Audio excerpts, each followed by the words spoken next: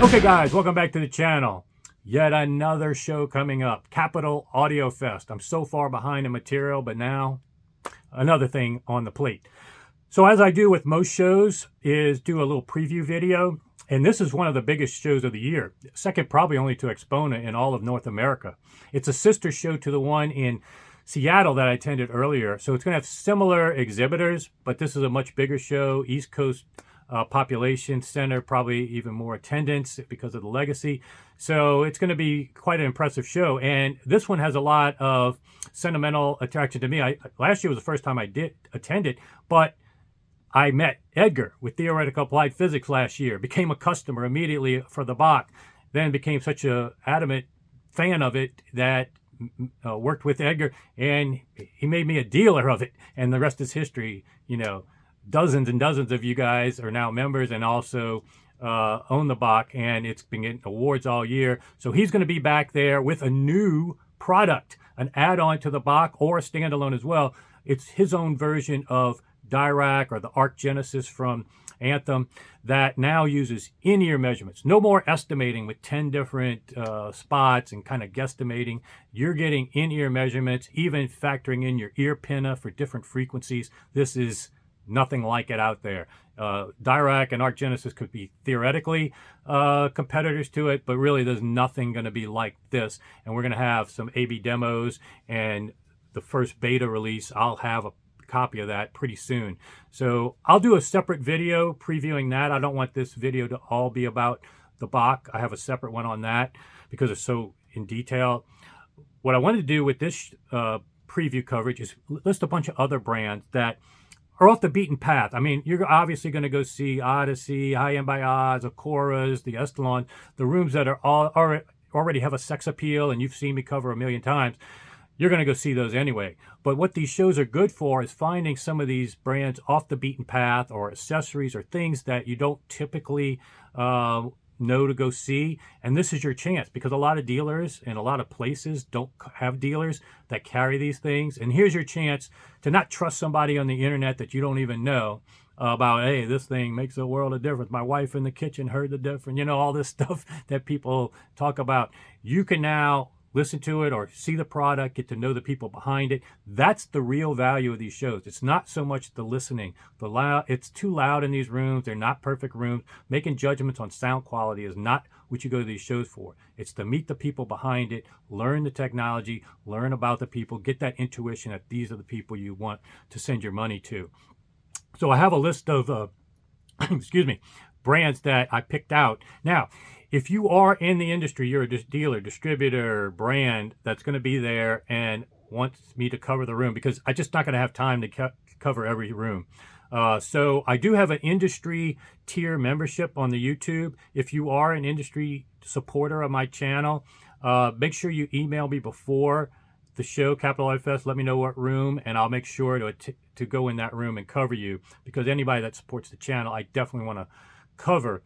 But there's just so much time I have at these shows now. It's just I can't get to every room. I kind of deputize different people, and Pete the Greek's going to be there, so I might deputize him to do some videos like we did in the past with Dave and Doug. But again, I don't think I'll get to everyone, so make sure you reach out to me if you want me to come by your room. But I have a list of few that are intriguing to me that I'll try to get by, and I thought I would share those with you because they aren't the prototypical type. And one that I think is very important for you to go check out is ASC. ASC Tube Traps is close to the Seattle show, but this is the first time I'm noticing them being at the East Coast version of this, the Capital Audio Fest version. And one thing I'd always noticed in the rooms in Seattle is that all the rooms that were using those ASC Tube Traps quite extensively were getting tremendous performance. I still remember 2 years ago, the Kef Blades sounding better than ever in a room that in Seattle that was heavily treated with ASC Tube Traps. So again, sometimes you may not be impressed with Kef Blades in a poor room, but when it's set up properly, it sounded phenomenal. What was the difference? Well, one of the differences, when you go as much as I do and you try to understand, was ASC Tube Traps. So definitely you want to look at their stuff. They'll probably have a booth where they actually show, as their treatment rotates, you'll hear from some pink noise how it impacts the pink noise. So it's as good an A/B test as you could, and how dramatic their room treatments work and how variable they are. So that might be something you want to put on the agenda. The other one you want to put on the agenda is Blue Jeans cable. Now, I saw them at CEDIA, and actually they sent me their newest prototype. Well, actually, I think it's an actual production model now. Twin Star Quad, twin run, parallel run of speaker cable. I've got them in my system. They're great. We're going to have a review and Zoom interview with Blue Jeans cable after Capital sometime when I can get caught up. And I've had enough time with them now, but they are thumbs up. And you're talking about, you know, if you can't afford the inacoustic stuff that I've featured before, Blue Jeans, I'm not going to look down on your system at all if you're sporting these cables. They are phenomenal and a great value. Another brand that, quite frankly, I haven't been impressed with sound quality wise, but again, I don't blame the speakers all the time or the equipment. It's sometimes the room, and it's Bays Audio. And I've always been intrigued with their design. It kind of looks like a paper clip, and it's unique, omnidirectional. The bass loading is really unique. I really want to like them. I just haven't heard anything that blew me away in the actual demos, but I definitely want to give them another shot, because the more experience you have in different rooms, the more you can tell whether it is the speaker that maybe not to your taste or it was a room issue prior. So Bays Audio is one that's very unique. You may not know them. I check them out if you have time. Also, what I was told is that Clayton Shaw, formerly of Spatial, is got a new company, and he's on the exhibitor list. So I don't know what happened. I don't know any of the behind the scenes. I guess I'll get that scuttlebutt, how he went so quickly from Spatial to a new company and all this kind of stuff going on behind the scenes. I don't know the scuttlebutt yet. I probably will get it at some point, but you can probably get it yourself if you're going to the show and go into his room, and he'll probably have a talk about what, you know, transpired leading him to his own company and room now. Another one that I think is new to Capital Audio Fest, but I think they were at Expona, is DR Audio Works. And they had a kind of unique speaker that was very impressive. I really put it at one of my top rooms of all of Expona. I think it was 2 years ago. Really interesting room. Budget, used mini DSP to, again, get the most performance out of those rooms. And again, when you have that advantage, you're going to most times be able to outperform much more expensive rooms with just that EQ ability to at least tweak certain things. So definitely check them out. They won't be the sexiest brand name or room, but I think you'll be impressed with the sound based on what I heard a few years ago. Another one, talking about DSP, is Danville Signal Processing. Now, they're a competitor to Mini DSP, but they do some very high-end digital signal processing and have active crossover type stuff that, again, for more high IQ audiophiles doing more, like to do a little bit do it yourself, like to integrate things, they are going to be a brand and a room you're going to want to go into to talk about potentially using their technology and comparing it to maybe Mini DSP and other options. Diptyque is kind of a competitor to Maggie's that a lot of people don't know about, but price point, aesthetics, build quality, those are going to be some variables that are different than Maggie's, and now you can hear them, put your hands on them firsthand, talk to the people behind it. I don't know what model they're bringing, but all the models that I've heard to date have been very impressive, line source, open baffles, and would definitely be a consideration, especially if you already like Maggie's. Different aesthetic profile and a little bit different sound quality. You can talk to them about the exact differences. Mini DSP is going to be there, like I mentioned. Miyajima Labs and Robiot Audio, I think is the name. They're going to have the Bird of Prey tone arm that I keep lusting over. If I do go vinyl, I'm going to have that Bird of Prey tone arm, just because it's badass looking, number one, and second, the name Bird of Prey, Star Trek.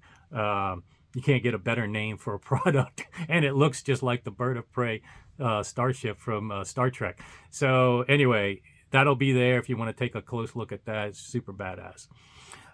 Nemesis Audio Works, I think they do audio diffusers, and they are really cool with how they dress up the front of the diffuser, such that it's not these ugly face plates, splash plates that really don't do anything. I really should rip these off. But they actually put a fabric overlay with a picture that you can supply, or they have some stock ones, and they're pretty reasonable as well. So here's a chance to do something aesthetically that's almost invisible to people. It just looks like a work of art on your wall, but it's actually a tangible improvement to your audio room from a standpoint of providing, in most cases, it's absorption, but I think they have diffusers as well that are very cool. So check out Nemesis AudioWorks. I've been impressed with them, aesthetically at least, in all the rooms I've seen, and the sound has seemed to be better as well. Another one is Primaire.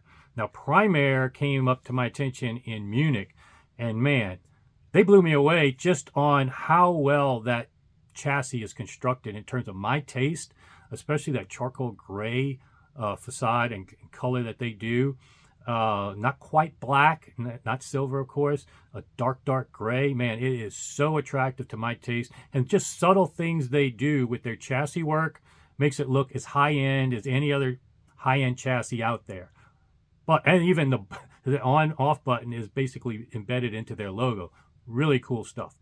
But on top of that, when you open up the hood, you see nothing but high-end parts, high-end construction, and then the kicker is that the pricing is not ridiculous, obscene, overpriced for bragging rights type clientele. They are doing stuff high quality in every respect, but giving it to you at a reasonable cost. And it's now leapfrogged to my #1 brand for budget, reasonable cost, but super high quality, cost no object performance. I would recommend to most people that try Primaire, and here's a chance to go put your hands on that chassis, take a look, talk to the people, whoever's going to have it in their room. I think you'll be impressed. I actually am going to have one of their products, their surround sound processor, in my hands. Their very newest one that hasn't been released yet. I'll be one of the first to have one because I'm looking to replace my Emotiva. I have 2 of them, and I'm going to use that one. It has Dirac included.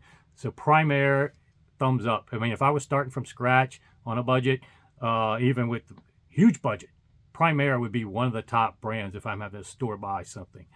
Another one, Songer Audio. I'm not a big fan of certain these. I guess what do they call them? The field call drivers, and single drivers that cover all ranges. I've never been a fan of any speaker I've heard that's tried to do that. However, and field coils, I've never been a fan of most of them as well either. Especially some of these Omni ones that they've made, terrible in my opinion. Way overpriced and poor performers. As poor performers I've heard are usually single driver speakers. But this field coil by Songer and how they made it hybrid with their bass drivers, phenomenal. I mean, it's the best, clearly best of any field coil I've heard. But this would compete with lots of open baffle speakers. It's got a coherency and just the integration, full range, dynamic, neutral, all the qualities that I look for. And plus, every time I go into their room, they play phenomenal music. It's not just the stereotypical stuff. So I always hear great songs, and whatever they play sounds really great on their system. So they're able to get really good results out of their room that usually gives me goosebumps and makes me want to stay in there for more than one song. So don't overlook Songer Audio. Another one, well, 2 more accessory companies. Townsend, who you've heard me from the very start of my channel. I started doing vibration control, talking about the benefits of Townsend audio if you're buying something. Now, I made some do-it-yourself things that kind of quasi were as good, tried to be as good as Townsend. So if you're on a budget, you can go back to my very first videos on the channel. They're very primitive. They were really only meant for a few people, then I made them public. But in any case, that was how my channel started, was showcasing how vibration control, especially under speakers and subwoofers, and then of course turntables, very important. And so in this case, Townsend will be there, and they have some electronics too and cables that people swear by. I know Doug has their speaker cables, their Allegory reference preamp. Not a lot of people know about that. Very high-end preamp. In fact, it was in Magico's M9 listening room. I noticed that if you go back to the tour I did, a lot of people didn't even know what that piece was, but they had it in their reference room with the M9s, almost $1 million speakers. So if it's good enough for that room, I'm telling you, Townsend is a brand that you can look at for a variety of reasons. So check them out. Via Blue is another budget alternative. in most cases for both, they have cabling, but they also have these vibration control and cable elevators that really impress me. Cable elevators, I'm not going to endorse them for any tangible improvement in sound that is worth the cost. If people hear something, fine, whatever. But I'm not going to put, styrofoam cups under my speaker cables. But I do see sometimes the need to elevate them off the floor to prevent parallel runs. You don't want parallel runs of your power cables and your speaker cables and line cables. So sometimes elevating them, you can't avoid sometimes having to run them in the same direction, but you can elevate them, or you can do some things with the cable elevators to help alleviate that problem, which can reduce noise, hum, all kinds of things. And they have very strong bases to their cable elevators. They're actually based on the same thing that they used on their vibration control, which I have videos of that. I bought their vibration control. They're under my speakers right here. And what I like is that they're wide. They're not cones. They're wide, trying to be decoupling. Lots of surface area, very firm, and they can work on carpets or on hardwoods, and very reasonable price.